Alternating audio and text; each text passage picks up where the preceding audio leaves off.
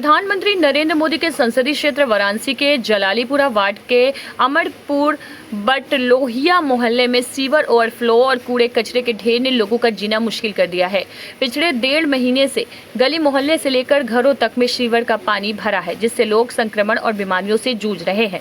बच्चों में उल्टी, दस्त, डेंगू जैसे संक्रामक रोग फैल रहे हैं। वहीं लोगों की रोजी रोटी भी ठप हो गई है। लूम मशीनें बंद हो गई, दुकानें खाली हैं। स्थानीय निवासी अब्दुल हामिद, रानी, शबनम, राबिया और गुड़िया ने बताया कि पार्षद को कई बार शिकायत दी गई, लेकिन सिर्फ आश्वासन मिला, कार्रवाई शून्य। क्या संगमरमर लगवा दें जैसे ताने सुनने को मिलते हैं। सेम पोर्टल पर भी शिकायत बेअसर रही। आकाश सोनकर ने बताया कि इलाके में हर घर में बीमार व्यक्ति है, लेकिन प्रशासन पूरी तरह मौन है। हल्ला बोल के लिए अमरपुर बटैया क्या दिक्कत है? हमारी दिक्कत यह है, घर में सीवर का पानी भर गया है, गंदगी फैला है, बुखार आ रहा है, बच्चे वो लोग जा रहे हैं, स्कूल आ रहे हैं, जाने का दिक्कत हो रहा है, अधिकारी की भी दिक्कत हो रहा है। बहन बिटिया आने जाने के लिए पानी गिर जा रहे हैं, नाली में गिर जा रहे हैं। बाकला सरदार का पतों मर गई, चौथा दी पतों मर गई, इसी गंदगी को जो अभी हमारा सफाई है ना, हमारा सुधाई नहीं हो रहा है। आकाश है, औकात आकाश है, बस बोल नहीं रहे हैं, कब जा रहे हैं, भेज रहे गाड़ी भेज रहे हैं, गाड़ी नहीं भेज रहे हैं। हमारी यही समस्या, यही हमारा हल है, सीवर लाइन हमारा साफ करवाइए। बड़ी गाड़ी का हमको मांग है, सबसे ये समस्या है। ये तो कम से कम हो गया, 1-2 महीना तो हो गया, परेशानी हमको बहुत ज्यादा हो रहा है। बात किया, सावन का महीना भी चल रहा है, तो सावन का महीना चल रहा है, कंवरिया भी आ रहे हैं, जा रहे हैं, मस्जिद में नमाज पाठ जब पढ़ने जा रहे हैं, उनको दिक्कत हो रहा है, पूजा पाठ करने जा रहे हैं, उनको दिक्कत हो रहा है, बहन भी जा रही है, उनको दिक्कत हो रहा है, सब जनता की दिक्कत हो रहा है। कि गाड़ी उलट जा रही है, गाड़ी लेकर 2 चक्का उलट जा रहे हैं, गिर जा रहे हैं, बाहर आ जा रहे हैं। बहन बिटिया गंदगी, जब घर में सीवर का पानी पूरा भरा हुआ है, इसका हल किया हुआ, हमारा समस्या कहीं सुनवाई नहीं हो रहा है। एलटी कॉलेज स्थित स्वामी विवेकानंद प्रवास स्थल को बचाने की मांग को लेकर आज शहर के वरिष्ठ अधिवक्ता डीएम पोर्टिको पर धरने पर बैठ गए। अधिवक्ताओं ने हाथों में विवेकानंद प्रवास स्थल बचाओ, मोदी जी तक हमारी बात पहुंचाओ लिखी तख्तियां लेकर शांतिपूर्ण प्रदर्शन किया। धरने का नेतृत्व विनोद पांडे, भैया जी, नित्यानंद राय, रविशंकर त्रिपाठी, राजकुमार तिवारी, कृष्णकांत दीक्षित समेत कई वरिष्ठ अधिवक्ताओं ने किया। अधिवक्ताओं ने प्रशासन से इस ऐतिहासिक स्थल के संरक्षण की मांग की, साथ ही चेताया कि अगर जल्द कार्रवाई नहीं हुई तो आंदोलन और तेज किया जाएगा। उन्होंने कहा यहाँ से मात्र 500 दूरी पर 26 एकड़ का ज़मीन है, वो शिक्षा विभाग के लिए। वो ज़मीन पहले रविन्द्रनाथ टैगोर के ख़ानदान की थी और रविन्द्रनाथ टैगोर का परिवार जो जहाँ स्वामी विवेकानंद रहते थे, बेलूर मठ जहाँ पे है, वो बहुत नज़दीक है। स्वामी विवेकानंद जब बीमार पड़े तो वो अपने स्वास्थ्य लाभ के लिए काशी आना चाहते थे, तो वहाँ पर टैगोर परिवार ने कहा कि हमारा यहाँ पर एक भव्य मकान है, आप जाइए, वहाँ पर बहुत सुंदर वन है, बगीचे हैं। और स्वामी विवेकानंद यहाँ पर टैगोर परिवार के आह्वान पर निवेदन पे रुके, स्वास्थ्य लाभ किए। 35 दिन तक इसी जगह पे स्वामी विवेकानंद प्रवास किए थे। मैं आपके मीडिया के माध्यम से बताना चाहूँगा कि जब 2013 में स्वामी विवेकानंद की सती जयंती मनाई जा रही थी, उस समय पूरे मनमोहन सिंह की अध्यक्षता में एक हाई लेवल कमेटी गठित हुई थी और उसमें सभी राज्यों के मुख्यमंत्री आए थे और मोदी जी भी जब गुजरात के प्राइम मिनिस्टर के तौर पे वहाँ पे मौजूद थे। वहाँ ये तय किया गया था कि जहाँ जहाँ स्वामी विवेकानंद जी प्रवास किए हैं वहाँ पे प्रवास स्थल बनाया जाएगा। मोदी जी ने चीफ मिनिस्टर रहते हुए गुजरात में जिन जगहों पे स्वामी विवेकानंद प्रवास किए थे उस जगह पे प्रवास स्थल का निर्माण कर दिया। लेकिन कितनी आश्चर्य की बात है कि 2014 से मोदी जी बनारस में सांसद हैं, उनकी डबल इंजन की सरकार है, योगी जी की सरकार है, लगभग 9 सालों से 10 सालों से 2 टर्म हो चुका। हम लोग इस मांग को लगा विनोद पांडे भैया जी के नेतृत्व में पिछले 20-25 साल से उठाते रहे हैं और अखबार के पन्ने आपको दिखाना चाहेंगे कि उनके कहानियों से यहाँ प्रवास स्थल के बारे में बताते हुए पन्ने थक गए हैं। और हर अखबार में, टाइम्स ऑफ इंडिया ने, दैनिक जागरण ने, अमर उजाला ने, हिंदुस्तान ने, सभी अखबारों ने इसको प्रमुखता से छापा। और यहाँ के स्थानीय निकम्मे, हम उनको निकम्मा कहेंगे, निकम्मे मंत्री और विधायक रविंद्र जायसवाल ने वहाँ उद्घाटन भी किया कि यहाँ पे भव्य स्मारक बनेगा। लेकिन हम लोग की मांग यह है कि जहाँ पे स्वामी विवेकानंद 5 दिन प्रवास किए थे वहाँ पे उनके याद में गोपाल लाल विला जो भवन है, जो खंडहर के रूप में है, उसको पुरातत्व विभाग को दिया जाए, संरक्षित किया जाए और 26 एकड़ जमीन में विवेकानंद स्मारक मेमोरियल बने, विवेकानंद धाम बने। धन्यवाद। लोहता थाना प्रभारी निकिता सिंह के खिलाफ समाजवादी पार्टी के दर्जनों कार्यकर्ताओं ने एसपी सीएटी को ज्ञापन सौंपा। कार्यकर्ताओं का आरोप है कि थाना प्रभारी द्वारा गरीब दुकानदारों और ट्रैक्टर चालकों का उत्पीड़न किया जा रहा है। वाहन चेकिंग के नाम पर धनुगाही और दुर्व्यवहार की शिकायतें भी की गई। ज्ञापन में बताया गया कि हाल ही में पिसौर में चेकिंग के दौरान दुकानदारों का सामान सड़क पर फेंका गया और उनके साथ अमानवीय व्यवहार किया गया। सपा कार्यकर्ताओं ने थाना प्रभारी को तत्काल हटाने की मांग की है। साथ ही चेतावनी दी है कि कार्रवाई न होने पर उग्र प्रदर्शन किया जाएगा। आज देखिए बता दूं कि थाना इंचार्ज लोहता जो महिला हैं, अब महिलाओं को हम लोग बड़ा कद्र करते हैं समाजवादी लोग। हम लोग तमाम किसान का ट्रैक्टर हो, चाहे भोर में सुबह ही सट्टी जाते हैं किसान, उन लोग का मामला हो, कोई पीड़ित होता है तो राजनेता से कहेगा भाई कि हम दुखित हैं। और इनका धन उगाई, अभी हॉस्पिटल में बहुत पहले एक आदमी का मृत्यु हो गया, हॉस्पिटल वाले से 2 लाख रुपया लेना। दूधिया वाले जो चाय बेचते हैं, लस्सी बेचते हैं, उनके गाँव के दुकान के सामने पर जाकर चेकिंग करना, फिर भट्टी में जो ईंट जो उनका होता है कोले का, उसको मार के तोड़ देना। जब वो तोड़ के फेंक दिए तब दूधिया ने अपना दही दूध भी फेंकने का काम किए कि भाई लीजिए, जब दुकान नहीं रहेगी तो अब दही दूध कहाँ बेचेंगे। इनका तानाशाही है, एक तरह से इनका व्यवहार बहुत ही गंदा है। मैं 6 साल में किसी थानेदार का नहीं हमने विरोध किया, न तो हम कोई चोर का पैरवी किया, न कोई डकैत का पैरवी किया हूँ।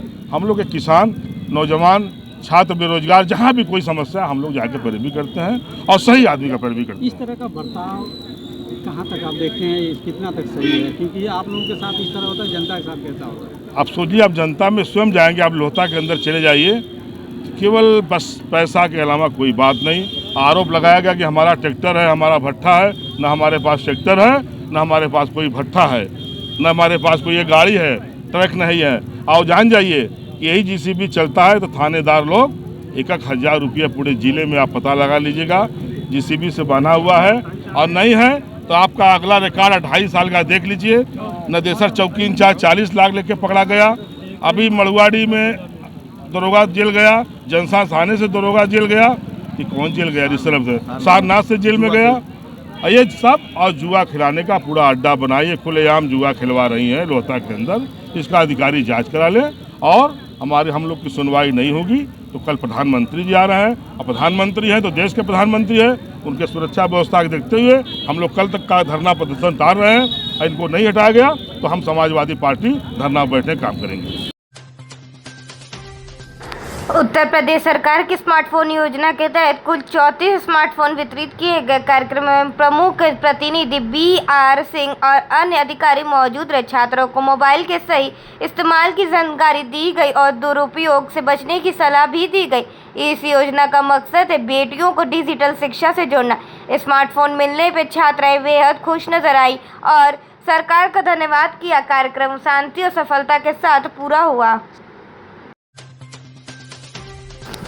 बलिया में कांग्रेस ने ABVP के खिलाफ जोरदार प्रदर्शन किया। कांग्रेस का आरोप है कि ABVP कार्यकर्ता कोचिंग सेंटरों पर जाकर जबरन छात्रों से सदस्यता दिलवा रहे हैं और अवैध वसूली कर रहे हैं। इसको लेकर कांग्रेस कार्यकर्ताओं ने पूर्व जिलाध्यक्ष ओम प्रकाश पांडे के नेतृत्व में सिटी मजिस्ट्रेट के एक ज्ञापन सौंपा। कांग्रेस ने 3 मांगे रखी। ABVP कार्यकर्ताओं पर कार्रवाई हो, कोचिंग सेंटरों पर हो रही अवैध वसूली की जांच की जाए और लाइन हाजिरी किए गए नगर कोतवाल योगेंद्र बहादुर सिंह को वापस बहाल किया जाए।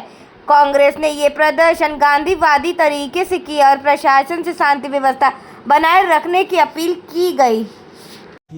सिटी मजिस्ट्रेट से हमारी मुख्य मांगे ये थी कि ABVP के कार्यकर्ताओं द्वारा कोचिंग सेंटर पर जाकर जबरी सदस्यता न दिलाई जाए। दूसरी हमारी मांग ये है कि कर्तव्यनिष्ठ और आम जनता में लोकप्रिय कोतवाल योगेंद्र बहादुर सिंह को तत्काल नगर कोतवाल बनाया जाए। और तीसरी हमारी मांग है कि अवैधानिक रूप से अराजक तत्वों द्वारा जो कोचिंग सेंटर एक सरस्वती की पाठशाला है और वहां जाकर धनुगाही करने का काम कुछ लोगों द्वारा हमारे पार्टी के संज्ञान में लाया गया है, इसकी सत्यता की और तथ्य की जांच कराकर उनके विरुद्ध भी कार्रवाई किया जाए। इस पर हम लोगों ने पूछा था तो उनका कहना है कि उस पत्रक में एक ही कोचिंग नहीं था, कई कोचिंग है जो मानक के विपरीत है। जो मानक के विपरीत हो उनके खिलाफ कार्रवाई हो, जो न्याय संगत हो उनको छोड़ दिया जाए और जबरदस्ती किसी को हम सदस्यता नहीं दिला सकते हम हैं। लोगों ने इसमें भी पूछा एबीपी कार्यकर्ता आप लोकतंत्र के चौथे स्तंभ हैं। हम आपको कह रहे हैं कि हमारी पार्टी ज्वाइन कर लीजिए, तो आपकी स्वेच्छा नहीं रहेगी तो आप हमारी पार्टी जबरदस्ती ज्वाइन करेंगे, ये गलत बात है। कोचिंग वाले को जो आरोप था कि अवैध वसूली वाला मांग थी, तो उस पर हम लोगों ने पूछा कि एबीपी कार्यकर्ताओं से कि आप लोगों का आरोप लग रहा है कि अवैध वसूली का, तो उन्होंने कहा कि अब देखिए जो कोई पीड़ित साक्ष्य है, और सबूत दिया नहीं जाए। जो पीड़ित है वो अपना एफआईआर दर्ज कराया है, पुलिस विभाग बड़ी ईमानदारी के साथ उसमें कार्रवाई कर रहा है और निश्चित रूप से सत्य सामने आएगा। नहीं, प्रार्थना पत्र दिया है जिसकी जानकारी हमको भी है। एफआईआर नहीं, अब एफआईआर हुआ कि नहीं तो पीड़ित बताएगा। चलो ठीक।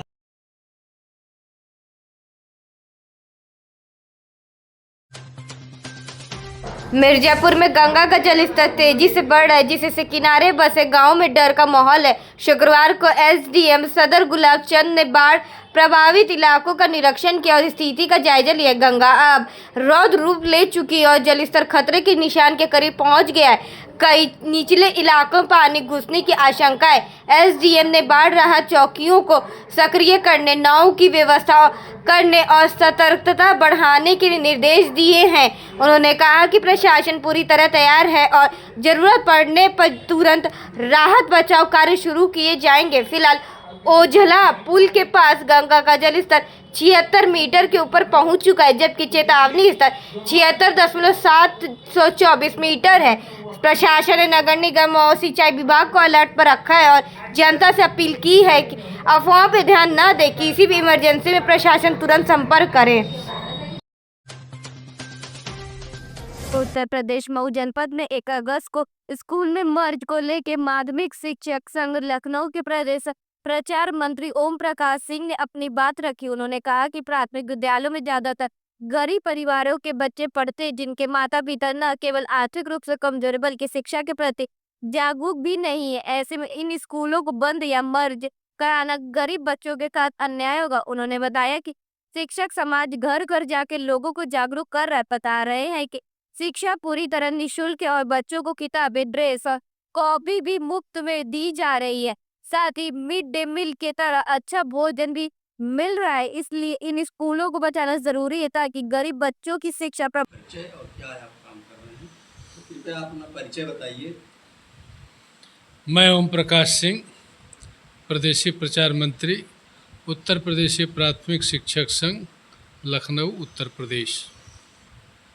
आप जो है आपके साथ 3-4 दिखाई लोग दे रहे हैं, लग रहा है कि आपके साथी लोग हैं। ये लोग आपके साथ ही आए होंगे और मुझे ये जानना है कि आप किस उद्देश्य से यहाँ आए, इतने लोग इकट्ठे हुए एक साथ।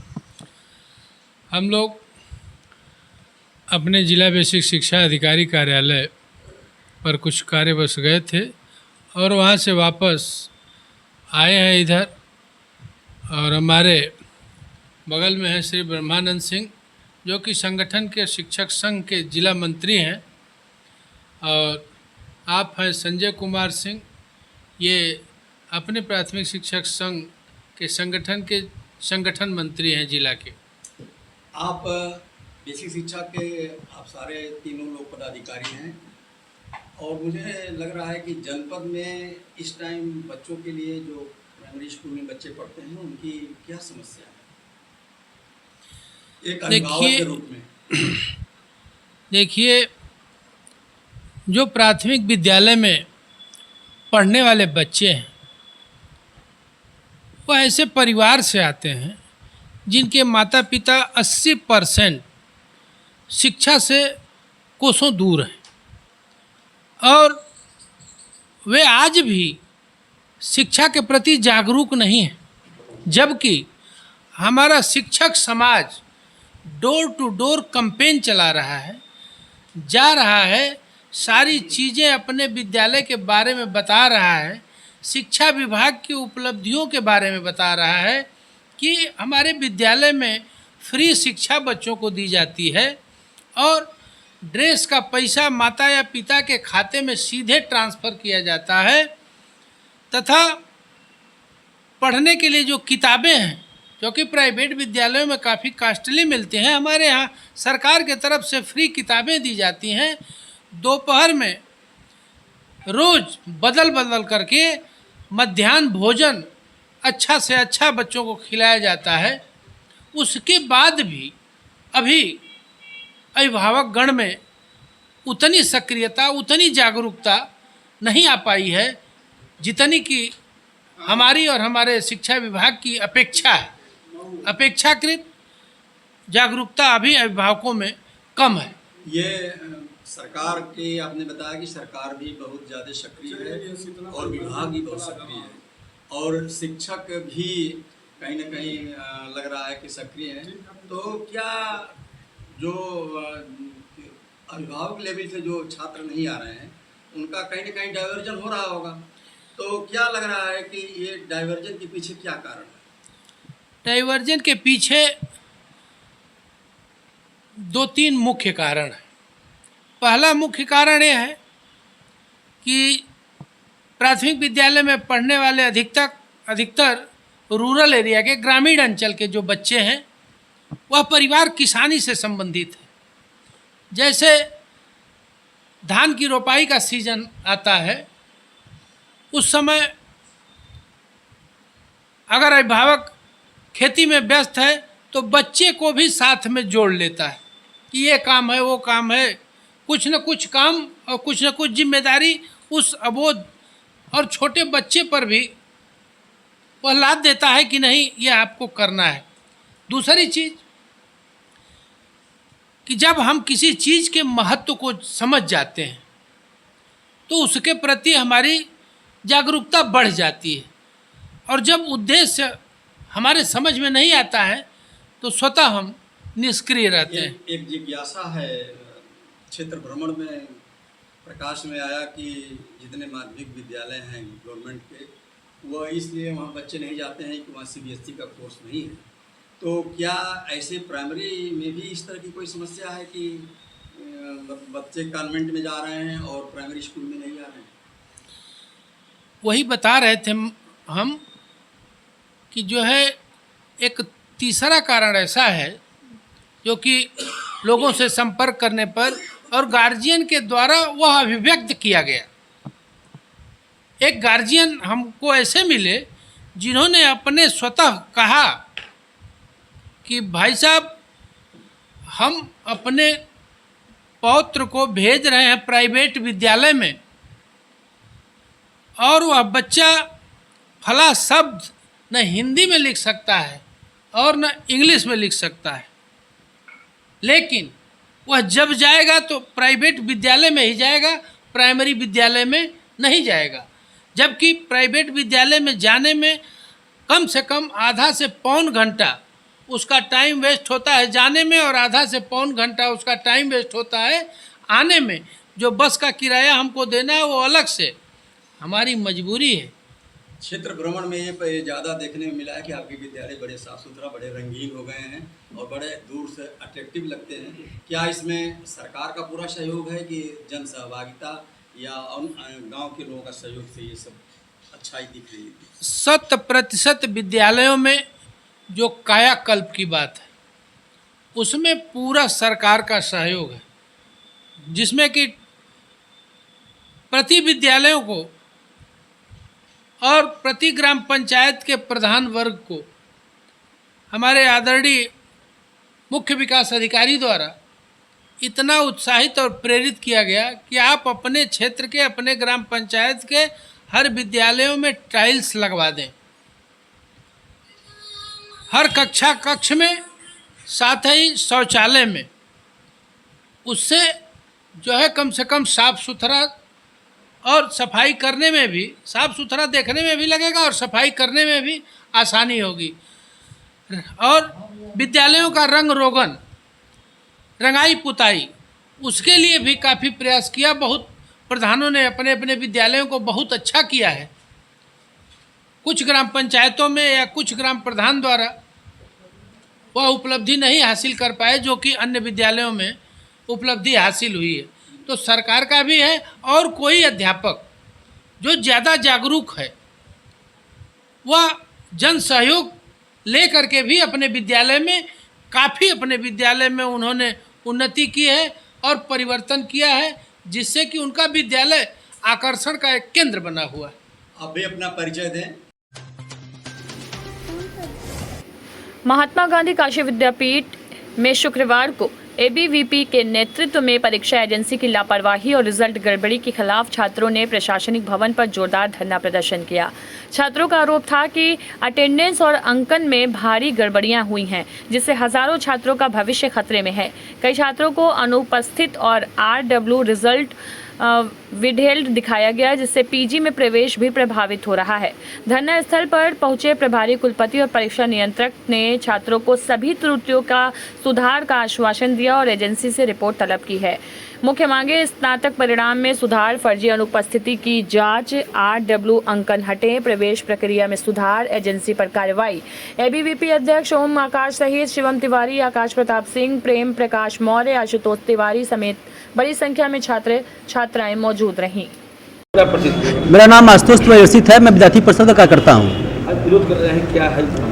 विश्वविद्यालय में लगातार छात्र छात्राओं के भविष्य के साथ खिलवाड़ किया जा रहा है। जब उनका परीक्षा परिणाम आ रहा है तो छात्र फेल हो जा रहे हैं। छात्रों को न प्ले ग्राउंड की अच्छी सुविधाएं हैं, इंडोर गेम की सुविधाएं हैं, विश्वविद्यालय में अच्छी लाइब्रेरी की सुविधाएं हैं, न विभाग लेवल पर स्पोर्ट्स की फैसिलिटी दिया जाता है। और जब भी परीक्षा नियंत्रक से छात्र सवाल करते हैं तो उनको भगा दिया जाता है, उनकी समस्याओं का समाधान नहीं किया जाता है। यहाँ पर आप देख सकते हैं कि यहाँ पर ऐसे दर्जनों सैकड़ों छात्र अपसेट हो चुके हैं। छात्र पेपर देते हैं लेकिन परीक्षा परिणाम आता है तो अपसेट लग जाते हैं और एजेंसी के लोग उनसे पास कराने के नाम पर पैसा धनउगाही की बात करते हैं। इसीलिए विद्यार्थी परिषद आज आंदोलन कर रहा है। कितने छात्र ऐसे हैं? कम से कम मुख्य परिषद के 800 छात्र और अपग्रेड कॉलेज की कम से कम 15 से 20 हजार छात्र जो हैं, प्रत्येक वर्ष जब रिजल्ट आता है सेमेस्टर में तो उनका अपसेंट लग जाता है और एजेंसी एक ही काम करता है कि उनसे पैसे मांगकर 4000 5000 मांग को पास करने का कार्य किया जाता है। इसके खिलाफ विद्यार्थी परिषद धरना दे रहा है। जब तक छात्रों को अपसेंट की समस्या समाधान नहीं होगा, जब तक परीक्षा परिणाम में सुधार नहीं किया जाएगा, हमारा धरना चलता रहेगा। क्या वजह है कि महात्मा गांधी का रिजल्ट में ऐसा ही होता है? जब से परीक्षा नियंत्रक महोदय परीक्षा संबंधी जितने भी अधिकारी हैं सब भ्रष्ट हो चुके हैं। कोई भी जो भी आता है धनउगाही का काम कर रहा है। छात्रों के भविष्य के बारे में कोई सोचने वाला है ही नहीं। छात्र दूर दराज गांव से आते हैं, छात्र दूर दूर से आते हैं, यहाँ पढ़ने के लिए आते हैं, लेकिन उनको पढ़ाई के नाम पर उनको फेल कर दिया जाता है। परीक्षाएं समय से नहीं होंगी, कक्षाएं समय से नहीं चलेंगी और जब छात्र परीक्षा का परिणाम देता है तो जब परिणाम आता है तो अपसेंट लग जाता है। सबसे खराब स्थिति आज पूरे भारत के जितने भी राज्य विश्वविद्यालय है उसमें काशी विद्यापीठ की हो चुकी है। यहाँ के जितने भी अधिकारी हैं सब लापरवाह हो चुके हैं। ऐसे भ्रष्ट अधिकारी जब तक विश्वविद्यालय में रहेंगे ऐसे ही छात्रों के साथ अहित होता रहेगा। कल प्रधानमंत्री जी आ रहे हैं, ऐसे में क्या कहना चाहेंगे उनसे?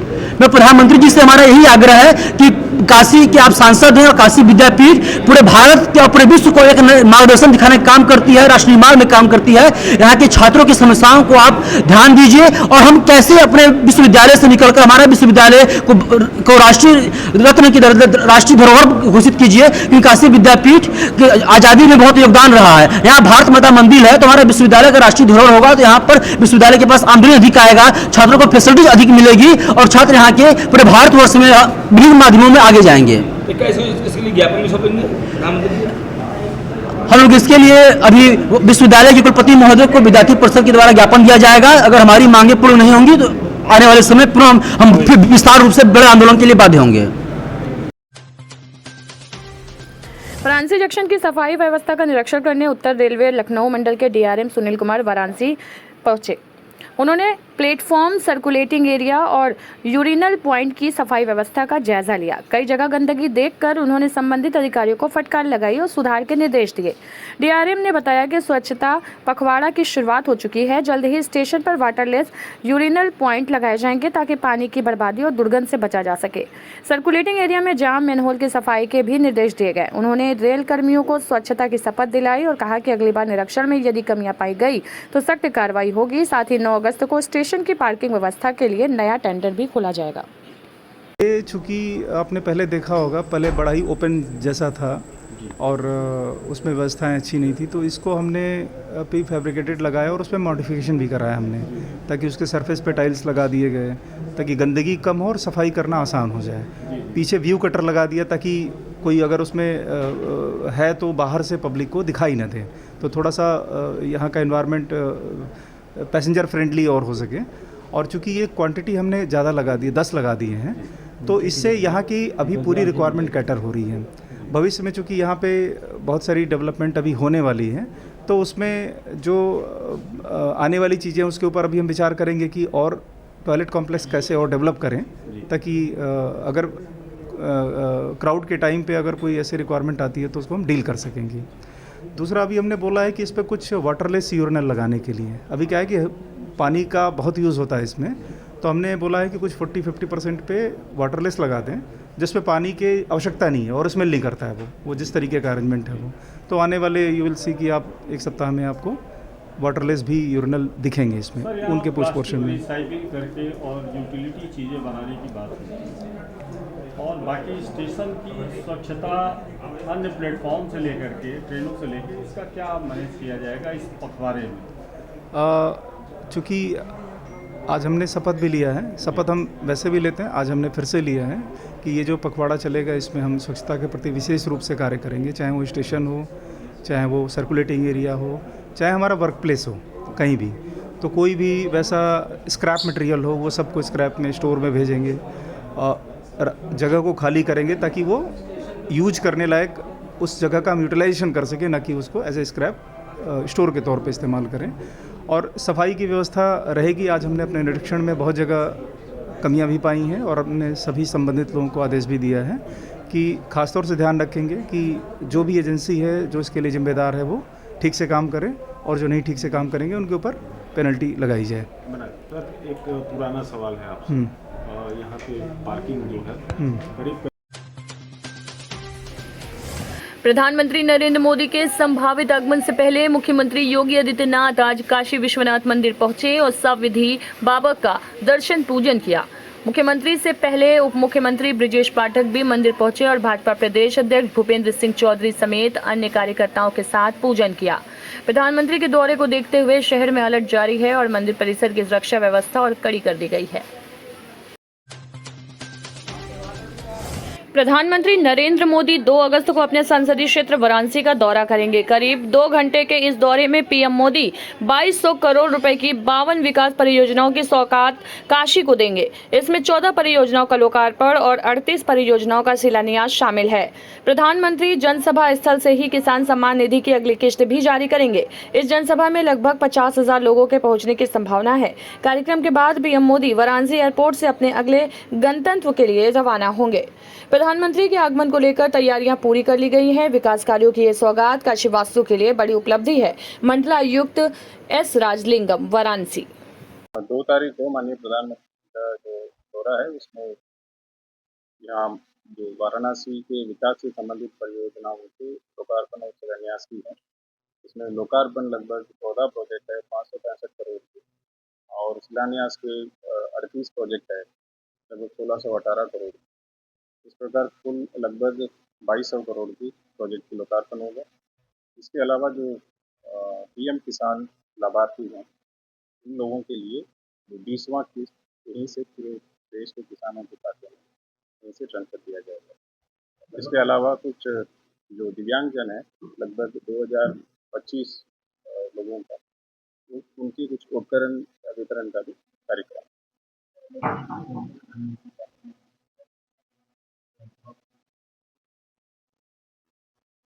लगभग 2 घंटे यहाँ पे रहेंगे और ये बनौनी गांव है सेवापुरी ब्लॉक दिल्ली की संसदीय क्षेत्र में, वहीं पे इस बार कार्यक्रम होगा और कार्यक्रम के बाद सीधे एयरपोर्ट से वापस जाने का प्रोग्राम।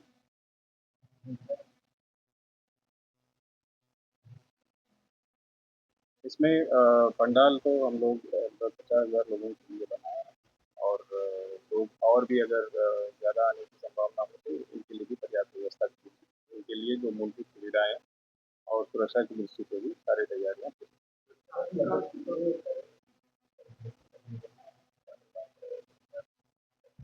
लगभग 2200 करोड़ की लोकार्पण और शिलान्यास है।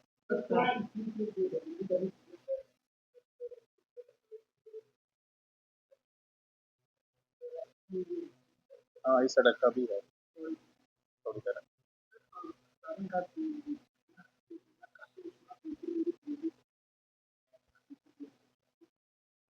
अभी तक जो प्रस्तावित कार्यक्रम है ऐसा कोई सूचना नहीं है।